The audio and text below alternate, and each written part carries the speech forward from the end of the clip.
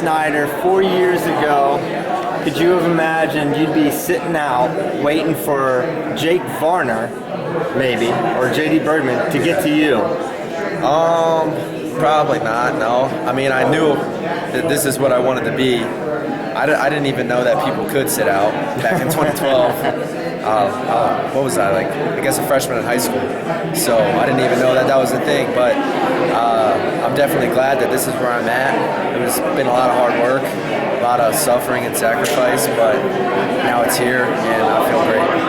I noticed watching you through the NCAA season and then just kind of following Ohio State Twitter, you were back at it right away. Yeah. How are you able to, like, seemingly, now I'm not saying you don't, because seemingly it's like you don't fatigue. You can just get up and go and work hard every single day.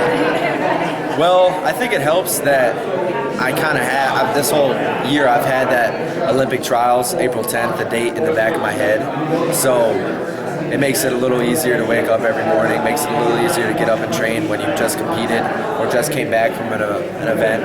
But I definitely do feel a little fatigued, especially that week after the NCAAs. That was one of the hardest weeks of training for me this year because I went back to practice on Monday and wrestled hard. We had Keith Gavin and Connor Medberry in the room to wrestle with. So I was definitely fatigued, but you got to get through those weeks, and now I feel really good.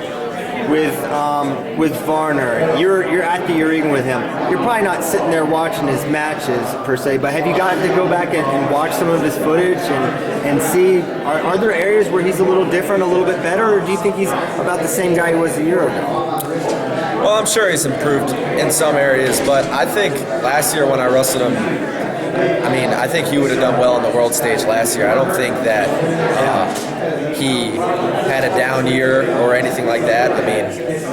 Just happened to beat him 3 times, and obviously they were close matches, and I think he would have done well at the Worlds too. But I did watch him wrestle at the Oregon. I watched the matches again this past week, and I watched most of the guys that I think that I might wrestle here in the trials finals, and I feel very prepared for it. With JD, a teammate, how is there awkwardness training side by side with JD Bergman? There really hasn't been much awkwardness. Actually, the past 2 months, JD left 2 months ago to go train at the Olympic Training Center. Oh, okay. Yeah, so he's been gone for the past 2 months, which has kind of stunk for me because he's one of the tougher guys that I can wrestle in the room. But it was the best decision for him, so it made sense. And we talk on the phone actually pretty often. Like once every couple weeks, check on, see how each other's doing. And we both know that if he makes it to the trials finals, then the friendship and all that goes away when you step on the mat. And then it's either you just compete as hard as you can. Overseas trips, you lose to Boltakayev, you lose to Gatsalov, two monsters obviously. You're going down swinging in those matches though. You're taking a shot, he counters you against Boltakayev, you kind of get pancaked by Gatsalov. Is there encouragement that guys aren't really getting to your leg to score on you, but you're attacking and getting countered?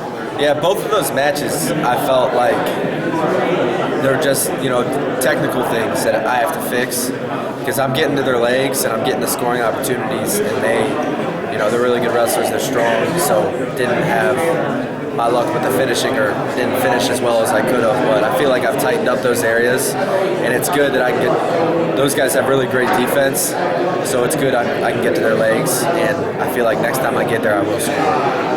You were a heavyweight this year, 97 kilos, 213.